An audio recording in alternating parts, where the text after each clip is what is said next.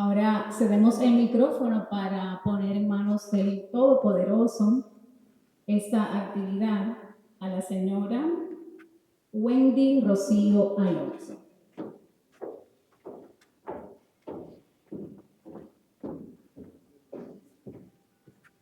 Oramos.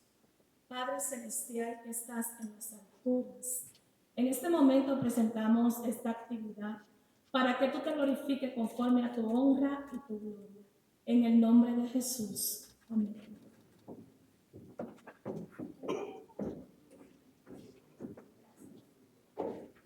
Muchísimas gracias, señora Wendy Rocío, por sus bendiciones.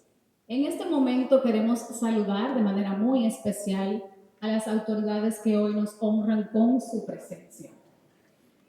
Pedimos un fuerte aplauso para el ingeniero Eduardo Estrella, que nos acompaña, líder del Partido Dominicanos por el Cambio. También con nosotros el canciller rector de esta Universidad del Caribe, el doctor José Alejandro Aybar. Fuerte el aplauso.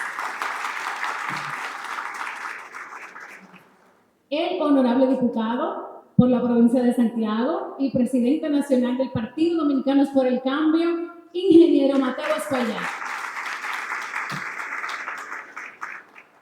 El señor Gilberto Valdés, vicepresidente nacional del Partido Dominicanos por el Cambio. Con nosotros por igual el señor Luis Coronado, secretario general del Partido Dominicanos por el Cambio. El señor Licky Pascual, secretario nacional de organización del Partido Dominicanos por el Cambio. Señor Manuel Oviedo Estrada, expresidente del Partido Dominicanos por el Cambio y coordinador de enlace de la Escuela de Formación Política. Bienvenido. Saludamos a los miembros de los consejos político y ejecutivo nacional, quienes nos honran con su presencia. Nos acompaña el señor José Rijo Presbot, director nacional de presupuesto. Bienvenido, fuerte el aplauso. Los profesionales del derecho y expositores de esta actividad, doctores José Lorenzo Fermín. Fuerte el aplauso. El doctor Félix Damián Olivares. Por igual, los doctores Rafael Félix Gómez y el doctor Nolasco Rivas Fermín. Bienvenidos. Doctor Julio Altagracia, miembro del Consejo de Directores de esta Universidad del Caribe. Bienvenido. Señor Hipólito Girón, presidente de la Asociación Dominicana de Alguaciles. Bienvenido. La maestra Altagracia Tavares, vicerrectora de Relaciones Interinstitucionales de la Universidad del Caribe. Bienvenida. Por igual extendemos nuestros saludos a los militantes del partido que nos honran con su presencia en esta maravillosa tarde. Sean todos y todas bienvenidos una vez más. El objetivo central de este encuentro es abrir un espacio de socialización y profunda reflexión sobre los cambios fundamentales, los nuevos principios y las implicaciones directas que trae consigo esta nueva legislación penal para nuestra sociedad. Antes de iniciar, porque hoy tenemos un plato fuerte, prepárense, tendremos unas palabras de apertura o de bienvenida a cargo de el ingeniero Mateo Espaillat, el honorable diputado por Santiago y también presidente nacional de esta organización política. Recibámosle con un fuerte aplauso.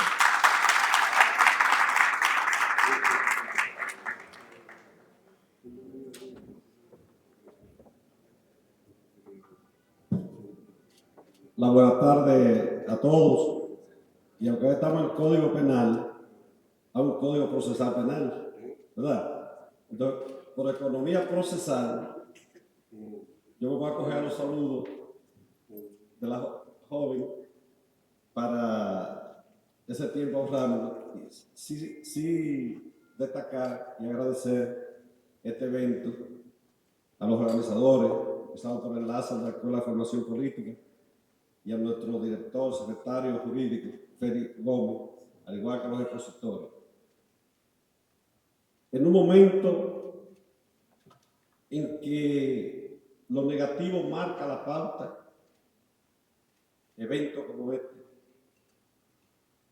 marcan lo contrario, marcan el desarrollo, marcan la enseñanza, marcan el aprendizaje y más en manos de quién serán nuestros repositorios. Para la parte espiritual nos regimos por la Biblia. Para la parte social, para vivir en comunidad, nos regimos por el Código Penal. Por eso la importancia en esta noche de este encuentro, el cual esperamos que sea de mucho aprendizaje. Yo estoy encantado de este evento, porque aunque fui parte de una comisión bicameral que trabajó en este código, no obstante eso sé que voy a tener un gran aprendizaje en esta noche y estaré atento a cada palabra, a cada coma, a cada suspiro, porque sé que esta noche, esta tarde, todos vamos a aprender más y a partir de hoy, con este aprendizaje, seremos mejores ciudadanos. Así que bienvenidos todos. Agradecido de su participación a todos los que han hecho el esfuerzo por acompañarnos en esta, una de muchas jornadas que tendremos en muchas partes del territorio nacional, enseñando esta nueva legislación, este nuevo Código Penal, que trae muchas innovaciones, que trae muchas cosas nuevas y que cuando termine el evento nos vamos a dar cuenta que es un código que va a servir para un mejor país. Así que bienvenidos todos, que sea de su agrado, que sea de su aprendizaje y que puedan de este evento sacar muchos frutos positivos para su vida día a día y para el porvenir de cada uno de nosotros y para un mejor país, que es lo que tenemos que construir como buenos ciudadanos y sobre todo como un partido como Dominicanos por el Cambio, que está consagrado, obligado y comprometido con la cosa positiva y la cosa buena y la cosa transparente de este país. Así que bendiciones, bienvenidos y que disfruten el evento.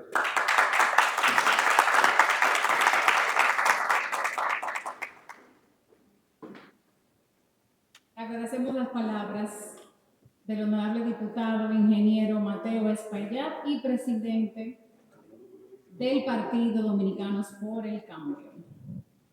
Sin más preámbulos, vamos a dar inicio a nuestra conferencia principal de la tarde, pero antes a ustedes se les ha entregado una hoja, ¿la tienen con ustedes? Al inicio de su registro, ustedes tienen una hoja la cual les va a servir para, en medio de estas conferencias que tendremos, hacer sus preguntas ahí, para el momento que tengamos el panel y la sesión de preguntas y respuestas, estas puedan ser respondidas. ¿Les parece? Así que mantengan su hoja ahí y pendiente, porque tendremos unas conferencias, miren, unas capacitaciones en el día de hoy muy interesantes. Quiero compartir previamente la semblanza del doctor José Lorenzo Fermín, quien es nuestro primer conferencista de la tarde. Él es licenciado en Derecho, egresado de la Universidad Pucamaima en el año 1986. Fue profesor de esa alta casa de estudios desde 1988 hasta el año 2000, donde impartió por varios años las cátedras de Introducción al Derecho Penal, Derecho Penal General y Derecho Penal Especial. Es socio fundador de la firma Fermín y Asociados, abogados y consultores desde 1986. Miembro de la Comisión de Revisión y Actualización del Código Penal Dominicano entre 1997 y el año 2000. Además, fungió como coordinador y facilitador del posgrado de Administración de Justicia Penal ofrecido por la Universidad Pucamaima. Ha sido integrante del Consejo de Defensa del Banco Central y de la Superintendencia de Bancos en los procesos de fraudes bancarios de los años 2003 y 2004, así como del Banco Central en el caso del Banco Peravia. Es articulista y conferencista de temas vinculados al derecho penal.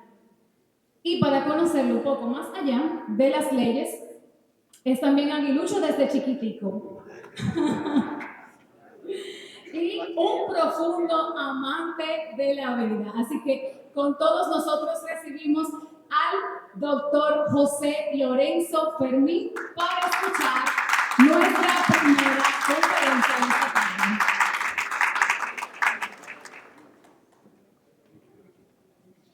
Muy buenas tardes, distinguidos amigos, colegas que hoy llenan este lugar, este recinto de nuestra Universidad de Altair.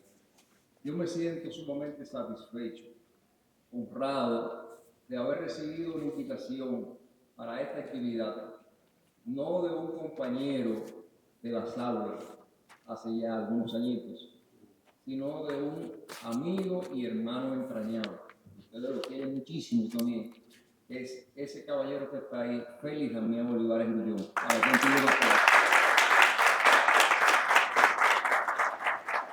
Félix fue el enlace que nos invitó a esta actividad. Una actividad que, sin lugar a dudas, viene a llenar un vacío importante.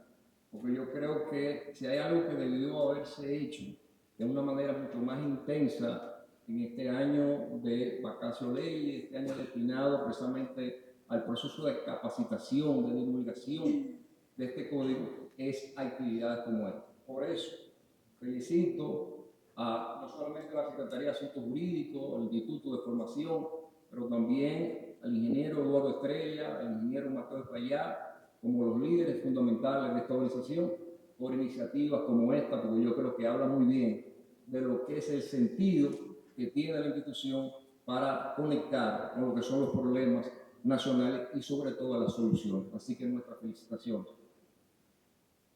Hablar de un tema como el que nos ocupa es hablar de un tema de una altísima actualidad.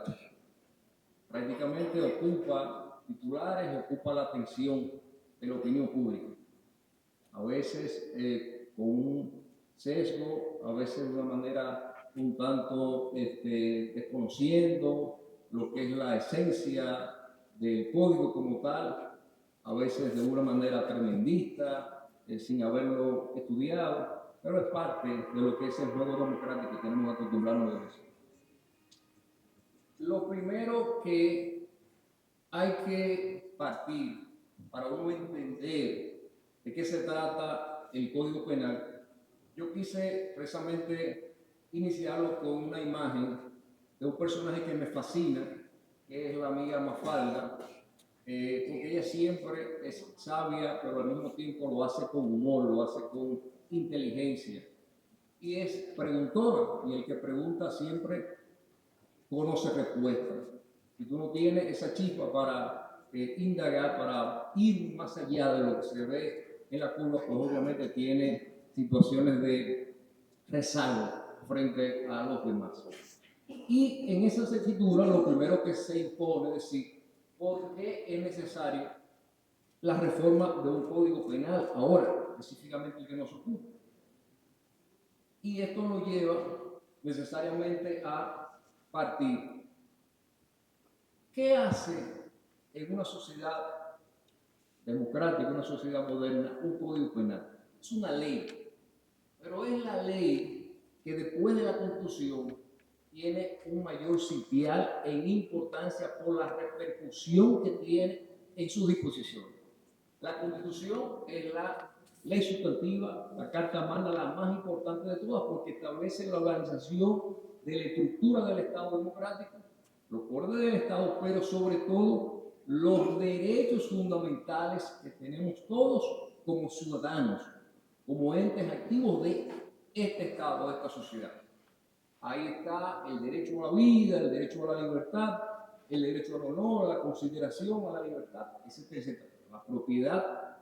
Pero esos derechos en la Constitución, obviamente tú no garantiza, no establece, no le acompaña con la sanción que entrañaría si tú violas esos derechos fundamentales. La Constitución hace un enunciado, un catálogo de esos derechos. ¿Dónde es que están las garras de protección, de tutela de esos derechos fundamentales establecidos en la Constitución? están en el Código Penal fundamentalmente. Hay otras leyes especiales de la Código Penal que también lo tienen, pero lo más importante de esos derechos de necesaria protección están en el Código Penal. Así tú tienes, se protege la vida. Tú tienes un artículo del Código Penal que establece el homicidio, y que se hace reo de homicidio el que voluntariamente mata a otra persona. Tú tienes derecho de propiedad. Tú tienes un artículo, un delito en el Código Penal que establece el que roba, se hace reo de sustracción y se le acompaña de X sanción. Y así sucesivamente con los atentados a la libertad, al honor, etcétera, etcétera. Es decir, que hablar del Código Penal no es hablar de cualquier ley dentro del ordenamiento jurídico importante.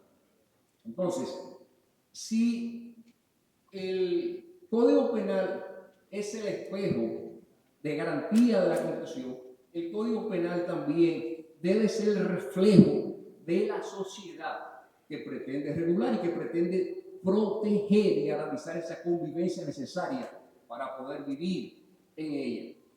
Entonces, en la medida que el Código Penal no refleja de una manera idónea, efectiva, a esa sociedad, por ende también a la economía, al desenvolvimiento de la cultura, al fenómeno de la delincuencia, entonces hay un desfase entre lo que dice el Código y lo que dice la sociedad, la dinámica propia de la sociedad, porque entonces no hay una sintonía.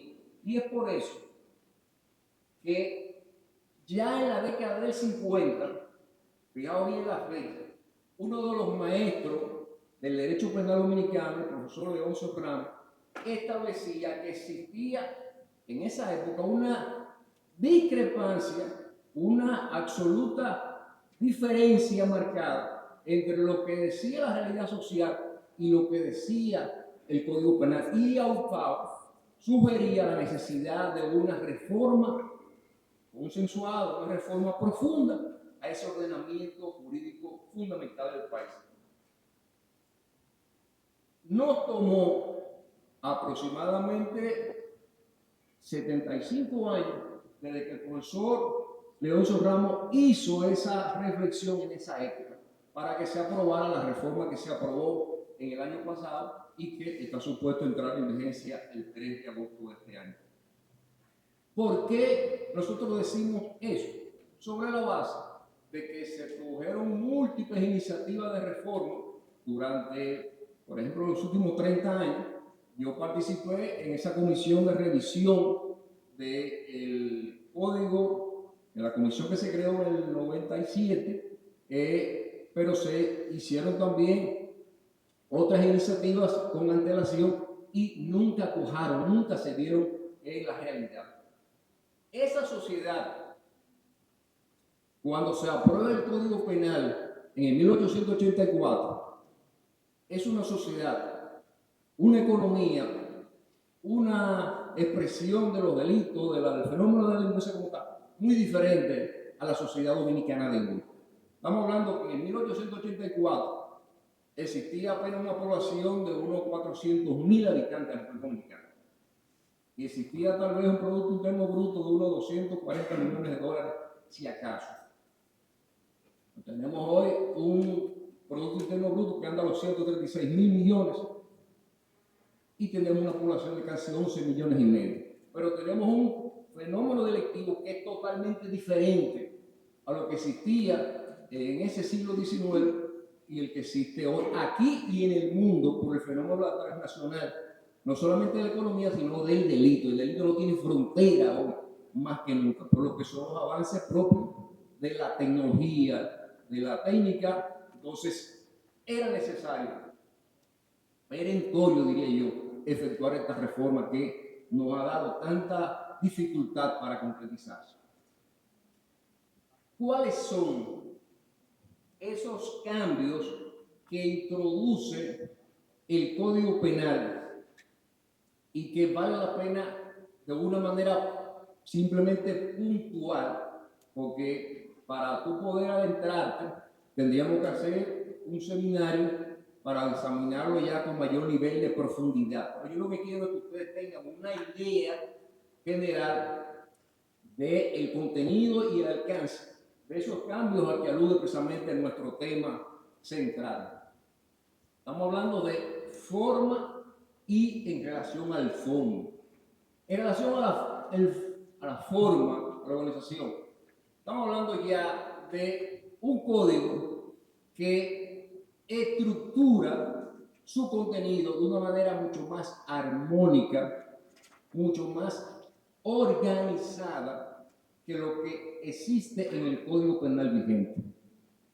Mientras usted tiene ahora un código que tiene 4 libros, 4 partes importantes, pero que no tienen esa vinculación temática, porque de aspectos que tienen que ver con la pena, te vinculan inmediatamente a otros aspectos que tienen que ver con las circunstancias atenuantes y tienen que ver con determinados delitos.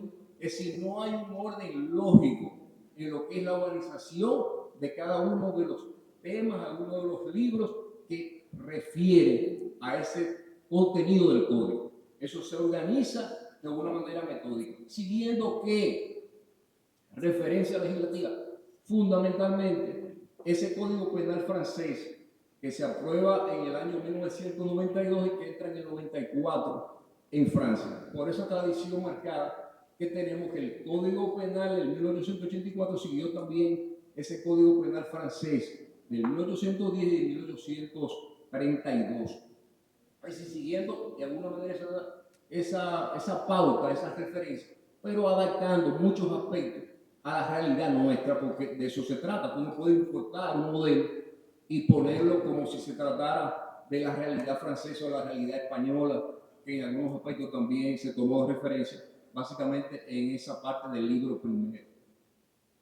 Pero en la forma, además de esa organización mucho más armónica, más racional, tú tienes una redacción de cada uno de los artículos más clara, más diáfana, más sencilla, de manera que el destinatario, el que va a leer esto, no solamente es el juez, es el abogado o el fiscal, no, es el hombre de a pie, el ciudadano, que tiene derecho a saber qué se establece en cada uno de sus artículos.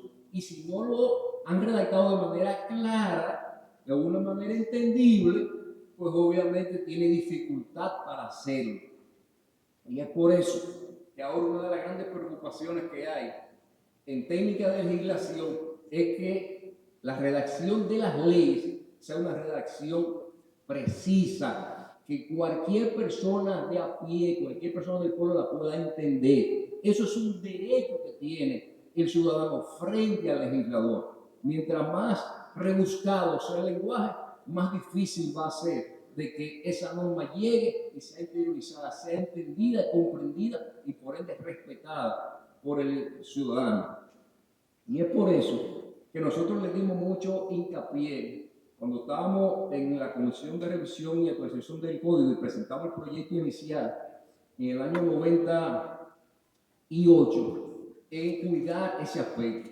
Y por eso se buscó a la Academia Dominicana de la Lengua, en la persona de su presidente, el licenciado Fabio Guzmán Ariza, un obsesionado con lo que es que el lenguaje sea respetado, la protección del idioma castellano, para que hiciera una revisión, además de la que nosotros, cada uno de los integrantes, incluyendo quien la presidía, esa comisión de la cual yo pertenecí, que era el doctor Arteñán Pérez Méndez, el magistrado Víctor José Castellano.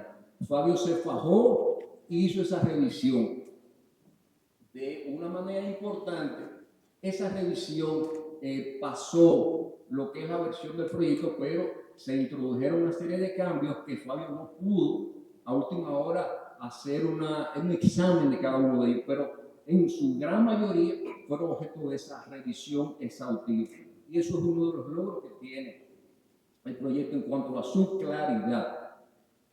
Vamos ahora a adentrarnos a lo que es el fondo, a lo que es el contenido del código.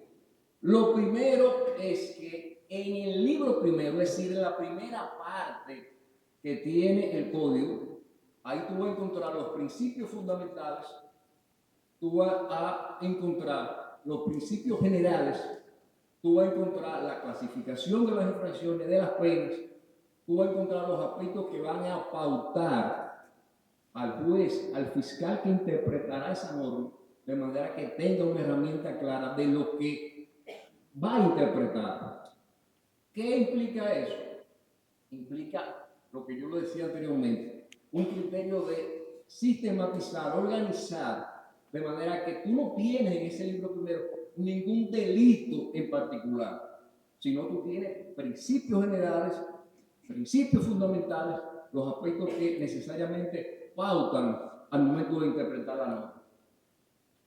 Y dentro de esa parte inicial, tú tienes el compromiso que se hace de parte del legislador, que lo primordial no es lo que dice el artículo X sobre el homicidio, sobre el abuso de confianza, sobre la información. No. Es que tú tienes la obligación de partir del respeto de los principios fundamentales que es la Constitución, el bloque de constitucionalidad. Si nosotros decimos que vivimos en un Estado democrático y de derecho, no podemos vivir a espaldas de la Constitución. El primer norte de quien interprete esta norma tiene que ser la Constitución y esos principios fundamentales.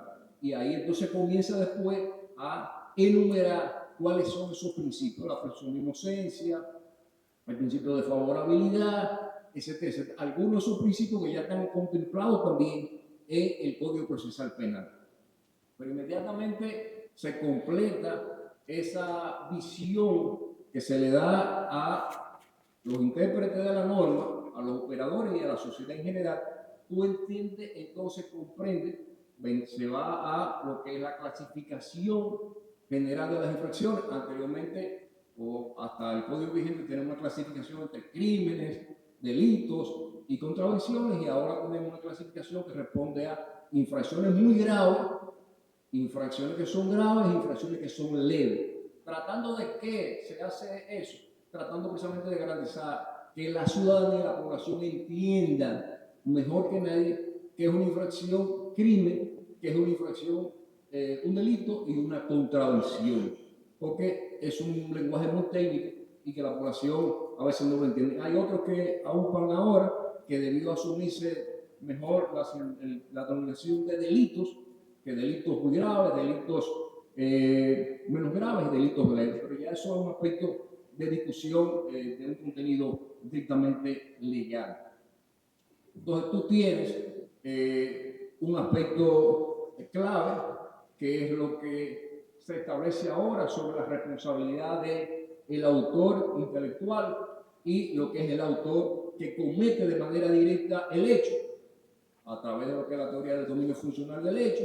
Pero ese aspecto, el distinguido amigo, colega, el licenciado Félix Rivales, lo va a abordar porque es parte de lo que ya hemos acordado, que es uno de los aportes importantes que hace el Código Penal por las implicaciones que tiene en las sanciones posteriormente para ese autor intelectual y para ese autor material que ejecutó esa infracción de que se trata.